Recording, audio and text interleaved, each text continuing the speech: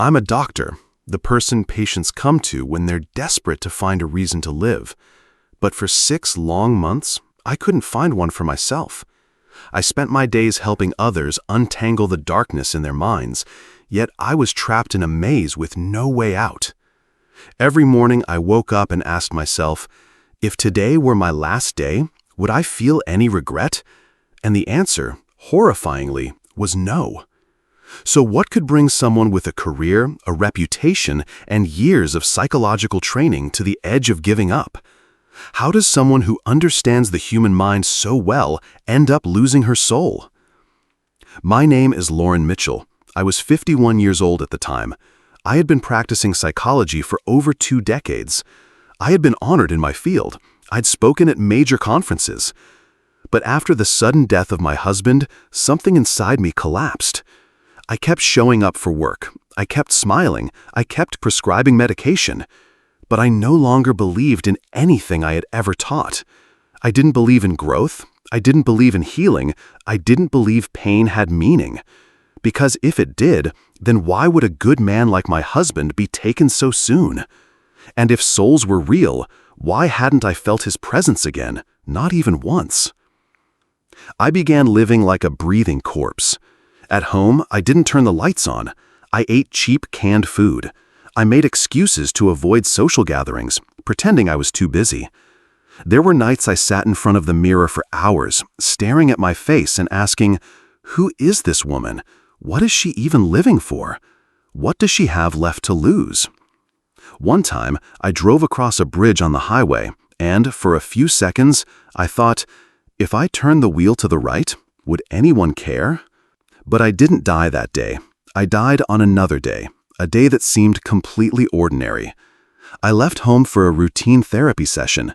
On my way there, a truck ran a red light and slammed into the side of my car at nearly 40 miles per hour. I didn't have time to react. There was no scream, no slow motion moment like in the movies, just a flash, then nothing. The story I'm about to share didn't begin when I was born. It began when I died. And what I saw after death was nothing like anything I'd ever read, studied, or believed. Have you ever imagined being fully conscious while your physical body lies lifeless? Have you ever asked yourself, if consciousness can exist beyond the brain, where does my soul go when I sleep, when I dream, when I grieve? So what happens when you leave your body? Is it truly the end or just the beginning? Because in the next part, I'll take you through the moment I left my body and realized I was never really dead. When the truck hit me, I didn't feel pain. The first sensation wasn't panic, but lightness, an almost strange kind of lightness, as if my entire body had been disassembled and every heavy ache in my chest had suddenly disappeared. I didn't hear metal crashing, I didn't hear sirens, I didn't hear people screaming. I only heard a perfect silence, a kind of silence I had never known in this world. Then I saw myself. Yes, I saw my own body. I was lying there motionless, head tilted to one side, hair soaked in blood. But the part of me that was watching didn't feel afraid.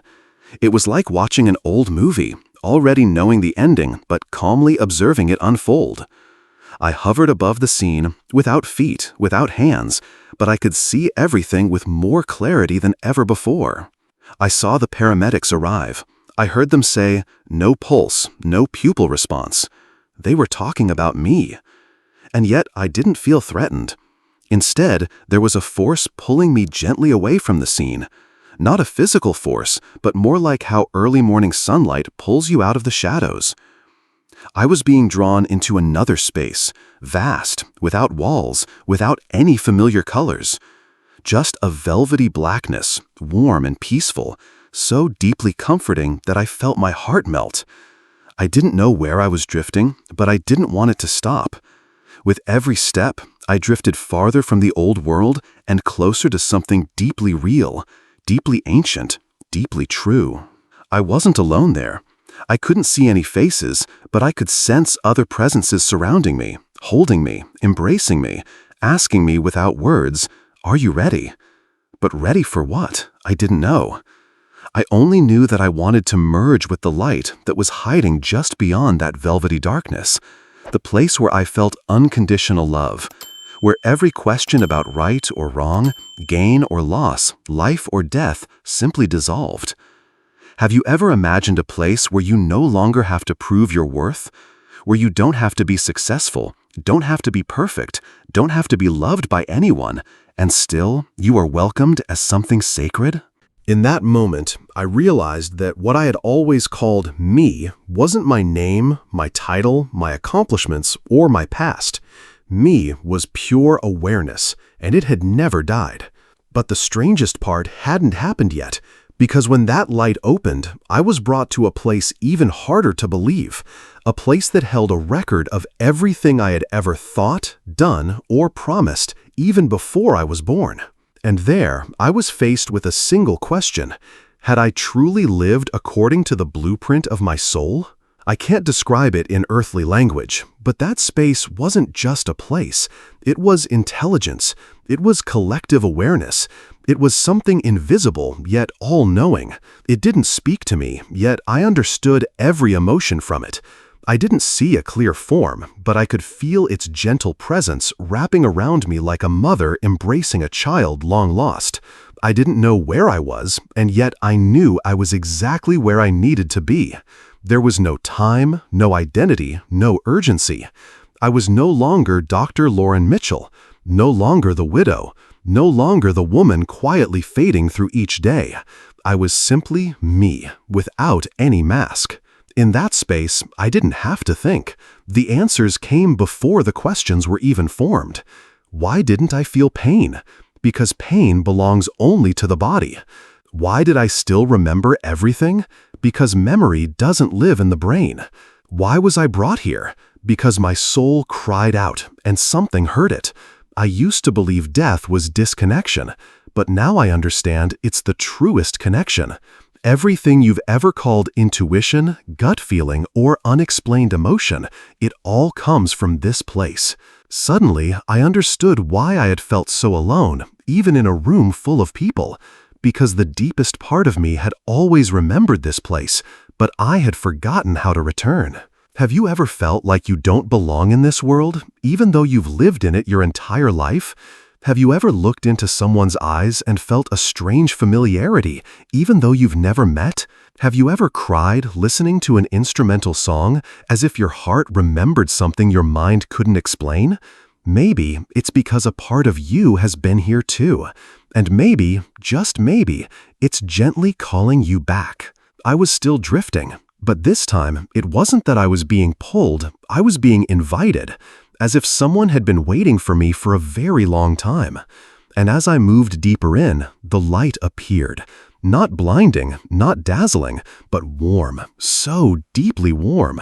It didn't say welcome, it didn't say you're here, and yet it made me want to kneel, overwhelmed by the feeling of being fully seen without a trace of judgment. As if my entire life had been recorded, every tear, every burst of anger, every quiet moment, I chose love without expecting anything in return. And now, all of it was being played back before me like a film of the soul.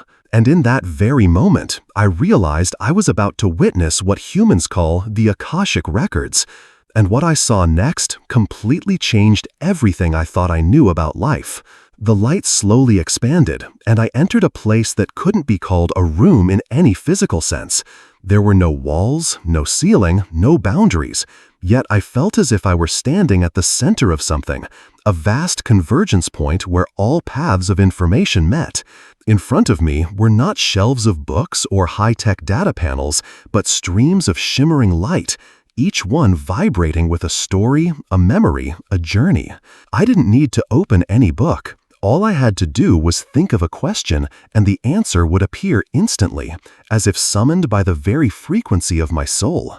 I was standing within the Akashic Records, the living memory of the universe, where every event, thought, emotion, decision, and even unmanifested possibility was recorded across all of time.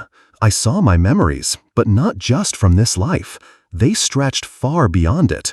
I saw myself as a war orphan struggling to survive, as a young nun in 18th century France, and as a poor man in India who died from illness. With every viewing, emotions surged through me, as though I were truly reliving those lifetimes inside those bodies. But the most overwhelming part wasn't the vivid return to my past lives. It was realizing that I had chosen all of it before ever stepping into those lives. I saw what looked like a council of souls, a gathering where I sat with beings of light to review, to select, to map out the lessons I would experience. I chose the circumstances. I chose the lessons. I even chose the souls who would walk beside me. I chose to become a therapist. I chose my husband, fully knowing he would leave too soon. I chose the pain of loss. I chose the deep fog of depression, not as punishment, but as a way to learn the profound truths of existence. In that moment, I wanted to scream, why would I ever choose suffering? But I also saw the answer with clarity, because only through suffering could I truly learn compassion. Only through losing could I grasp the value of presence, and only by having everything stripped away could I finally remember who I am. Have you ever considered that the worst things in your life weren't punishments, but invitations from your soul to awaken? What if the people who hurt you most were playing the exact roles your soul asked of them? What if all of it was chosen not to destroy you, but to bring you home to yourself? I saw the souls I had once performed with across many lifetimes. Someone who had been my child was now a patient. Someone who had once been my teacher was now the person who had hurt me the most. Nothing was random. No one was lost. Everything followed a deeply intricate design, one that I myself had helped sketch. And in that moment, I broke down, overwhelmed by a strange mix of relief and awe. I hadn't been punished by life. I was simply walking the exact path my soul had once freely chosen. But I wasn't allowed to stay in that place forever. There was still one question left to answer, the most important one of all. Was I willing to go back and complete what I had left unfinished? I watched the moments of my life unfold before me, not in a linear timeline, but layered through emotion. Every time I had loved someone with all my heart, every time I had forgiven, every silent act of sacrifice lit up like candles in the dark. In contrast, every time I had held resentment, spoken words that wounded, judged someone unfairly, each of those cast shadows that blurred the light of my soul's design. But what stunned me most was that I was not judged. No voice condemned me, no punishment awaited. There was only a profound sense of understanding. As if this place didn't care whether I was right or wrong, it only cared about what I had learned. I began to see that life is not a series of tasks to complete, but a sacred process of refining the soul. The mistakes I once agonized over were lessons I had chosen to face. The things I thought were cruel or unfair turned out to have deeper reasons far beyond the capacity of the human mind to grasp. I used to blame myself for not saving my husband, for not being strong enough to survive his death. But here I was shown a much broader perspective. His soul had completed its role, and his death was part of a promise we had made to each other long before we ever came to Earth. Have you ever looked into the eyes of a stranger and felt something strangely familiar? Ever dreamed of a place you've never been but somehow knew it was home? Ever touched someone and felt a shiver? Not from fear, but from a nameless memory rising in your heart. Maybe it wasn't just your imagination. Maybe it was a sign that you had known them before, made a promise, loved each other in a lifelong past. I was shown paths that never happened, like a vast map with endless turns. Every hesitation I'd ever had branched into a different possibility. But no matter which way I turned, the destination was always the same, the core lesson my soul came to learn. There was no such thing as the wrong path. I could walk slowly or quickly. I couldn't ruin my life. I could only forget why I began. And the Akashic Records were the place that helped me remember. But after everything I had seen, what left me breathless was the final question from the light. Do you now understand why you came to Earth? And if you do, Are you ready to return and complete what's still unfinished? I stood in silence before the question. In the gentle light, no one forced me, no one commanded me, but I knew this was a pivotal moment. I could stay. I could let go of all responsibility, sorrow, and painful memories. I could dissolve into this light forever, where there was no time, no struggle, only the feeling of coming home. So what made me hesitate? What could pull me away from a place so perfect and draw me back to a world full of wounds and imperfection? Then I saw it. No words, no explanation, just a vision. A small soul, pure, radiant, untouched by the material world. That soul reached me, not with speech, but through a surge of emotion that melted me completely.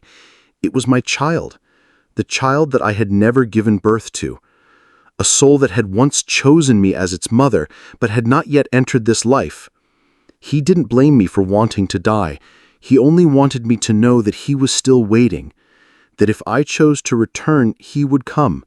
Not because I owed him anything, but because it was our soul agreement, a promise we had made to each other long before we ever came to earth. My heart clenched. I had lost my husband and believed that the rest of my life was only about surviving, with nothing left to move toward. But the presence of that boy's soul reminded me there was still something that hadn't begun. There was still a life waiting for me to fulfill my promise, and I could choose, not out of obligation, but out of love, a pure love, unbound by time or form. Have you ever wondered if you once promised someone to meet them again in this lifetime? Where are they now? Maybe you haven't found them yet because you're still finding your way back to yourself. I turned to the light one last time. I was no longer afraid. I had remembered who I was. And because of that, I was ready to return. Not to start over, but to finish what my soul had once chosen. The moment I said, "I'm ready," the light began to dissolve like morning mist. The space around me receded, and I began to fall. Not collapse, but return. Layer by layer, the light withdrew. Earthly sounds crept back in. I heard a heartbeat. Machines. Someone is calling my name. I opened my eyes, and the first thing I saw wasn't the hospital ceiling or the lights overhead. It was the eyes of a nurse, filled with tears. Because of them, I had died. But to me, this was the moment I truly began to live. Are you ready to hear what happened when I came back and found the world no longer the same? I woke up, but it didn't feel like waking from sleep. It felt like being squeezed back into a garment that no longer fit, a body once familiar but now far too small to contain everything I had just experienced. Every cell in me ached with heaviness, yet my heart felt weightless, as if it had never known suffering. I saw the faces of the doctors and nurses, the white lights, the IVs, the bandages, but none of it scared me. I only felt distant, like I was standing on an old stage with familiar props, but the soul inside me had become a different actor, no longer suited for the old script. A nurse took my hand and whispered, "You came back."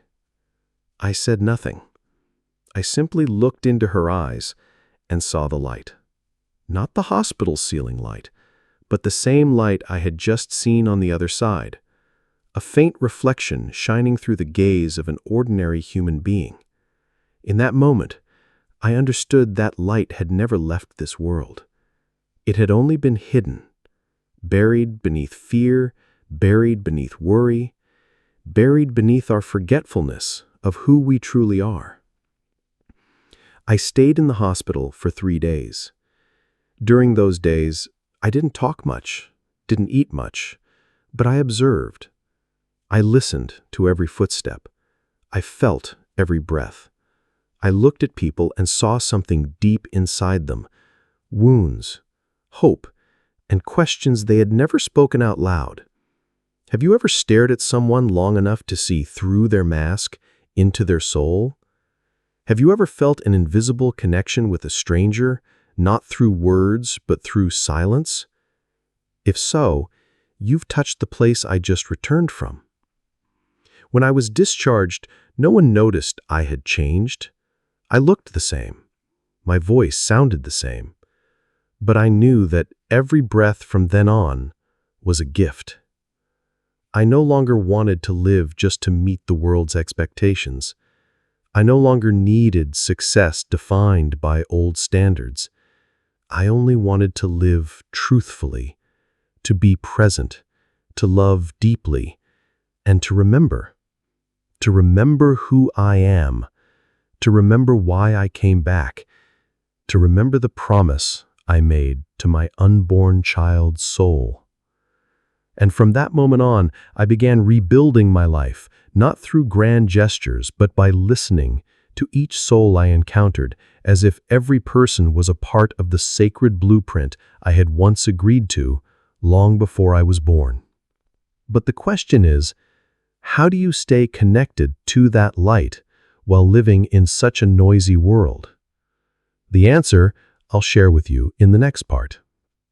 I could no longer return to being a psychologist the way I used to, because every time I sat across from a patient, I didn't just see someone in need of treatment. I saw a soul learning its lessons, sometimes through pain, sometimes through confusion, but always walking the exact path it was meant to. I didn't just listen with my ears anymore, I listened with my heart. I could sense the fear behind their strong words, the memories crying for help beneath their confident faces, and I realized they didn't need to be fixed. They needed to remember that they were never broken. I started changing the way I worked. Fewer prescriptions, more listening, less theory, more presence. I began telling my patients about a place of light where there is no judgment, where everything has meaning, not to convince them, but to help them remember that they've known that place before. I stopped calling it the afterlife. I began calling it the place of remembering, where you don't learn something new, you simply peel away the layers of forgetting. And strangely, the more I shared, the more I was healed. Because in their eyes, I saw parts of my former self, lost, afraid, uncertain, but still carrying a small flame that had never gone out. Have you ever felt like life was a stage and you were exhausted from playing the role others expect you to be? Have you ever wondered if you could live as your true soul, unmasked, unbound? Who would you be? That question isn't easy to answer, but I believe that if you get quiet enough, if you listen deeply enough, you'll start to hear the small but steady voice inside. You didn't come here to be perfect. You came here to remember. I also started dreaming strange dreams. I believe were fragments of memory from that realm of light. In one dream, I was walking hand in hand with a child across a wide meadow. I couldn't see his face clearly, but I knew his soul. It was my child, the one who hasn't arrived yet but is already so near. And I knew that soul was waiting for me to complete another step of this journey, not just to be born, but to walk beside me as we continue learning the lessons of unconditional love. But the most profound thing wasn't what I told others. It was what I learned from that light itself, something that would forever change the way I see this world. So what was it? And how can you hear the voice of your soul in the chaos of everyday life? Since the day I came back, I have no longer lived like a busy person. I no longer measure time by appointments or deadlines. I measure it by the quality of presence, a full embrace, an unhurried gaze, a moment to hear the wind move through an open window. I used to believe that life only had meaning if I accomplished something big, but now I understand that it's the smallest things, the ones no one notices, that bring us closest to our soul. I often walk slowly down the hospital hallways, not to get anywhere, but to feel. Every person I pass gives off a unique vibration, a personal frequency, like they're sending out a silent cry that can't be seen with the eyes. One day, I saw a young woman curled up in the corner of a corridor. She wasn't crying, she wasn't speaking, but her eyes were like a deep well with no bottom. I sat beside her, without asking anything. I placed my hand gently on her back, and in that moment, a soft trembling moved through me. She burst into tears, not because I fixed anything, but because someone had finally seen her. Have you ever felt like you could see straight through someone? Not through their eyes, but through the loneliness they couldn't put into words? Have you ever wondered what would happen if we all paused and looked at one another the way soul sees soul, without names, without titles, without judgment? That doesn't make you weak. That's what it means to truly live. I began writing down my memories after the near-death experience, not to tell a mystical story, but to remind myself that every morning is a gift. I don't need anyone to believe me. I only hope that if someone out there is standing in confusion, in pain, or in the feeling of wanting to give up, they will know this: you are not lost. You are simply walking a path your soul chose to grow, to learn how to love, and to remember the light that lives within you. And on that journey of remembering, I found myself approaching one final message from the realm of light. A strange, simple instruction that changed everything. What was that message? And why did it make sure I would never be the same again? I used to think the greatest miracle was coming back from death. But the true miracle, I've found, is being able to live again in this world with a heart that has awakened. The world hasn't changed. The traffic is still crowded, the news is still loud, and people are still rushing. But I'm no longer the same. I don't react, I observe. I don't resist, I listen. I no longer feel the need to prove anything. I only want to be fully present for every soul I encounter. One day, during meditation, I felt that light return. Not loud, not dramatic, just a soft presence, warm and familiar, like a scent you once knew long ago now gently drifting back. I closed my eyes and let that light wrap around me. And then, without words, a message came not through my ears, but through my heart. It wasn't long, just a single sentence, but I knew I would spend the rest of my life trying to live out its meaning. The message was this: you are not here to be right, you are here to remember. Have you ever felt exhausted trying to get everything right, to live right, to think right? Have you ever felt the pressure to achieve, to overcome, to become? But what if all that striving only pulled you further from yourself? What if, instead of trying to be better, you simply needed to listen deeper? Because your soul has never been wrong, it has only been forgotten, buried under the noise of the world, hidden beneath the fear of not being loved. I began teaching again, but I no longer taught knowledge, I told stories. I sat in therapy groups and asked people, if you had written a promise before you were born, how much of it do you think you've fulfilled? No one answered right away, but everyone grew quiet, because deep down we all know we made some kind of vow to ourselves, to the universe, to the souls we once journeyed with. And this life isn't about starting over. It's about remembering what we already knew before we forgot. I'm not perfect. I still have days that feel empty. I still feel sadness. But I'm no longer afraid of it, because I now understand it's just a signal from the soul asking me to pause, to turn inward, to listen more deeply. I don't need light from the outside anymore, because now I carry it within. What I keep asking myself, and what I hope you'll ask yourself, is this: if today were the last day you remembered who you truly are, how would you choose to live? Would you keep chasing the role you've been playing, or would you dare to step out and return to your authentic self? I often sit alone on quiet weekend evenings, just as the sun spills amber light through the trees. I sit still, holding nothing, staring at nothing in particular, but with my heart wide open. In those moments, I hear the smallest things, the wind brushing through my hair, the wings of a bird cutting across the sky, the silent breath of souls who never finished speaking. I understand now why we fear silence, because within it lives the truest voice we spend our lives avoiding. But I also know this: only in silence can the soul hear itself. I write these pieces of memory not to tell you a dramatic story about a near-death experience, but to remind you of something deeper. You don't have to die to see the light.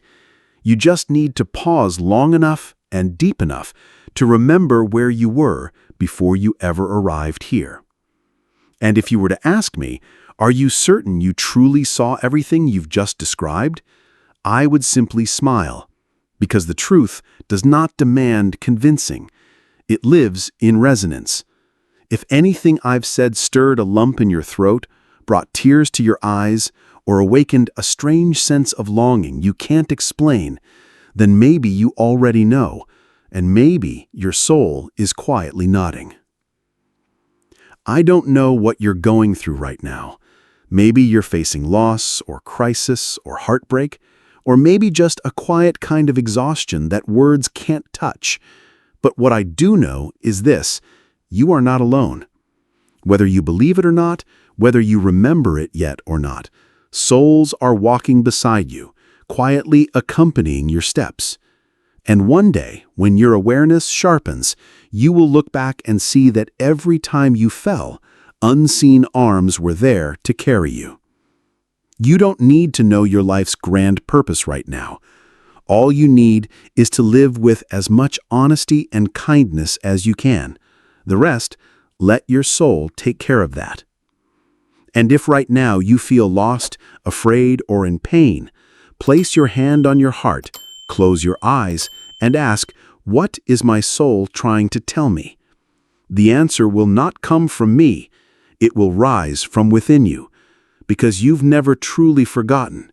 You've just needed someone to help you remember.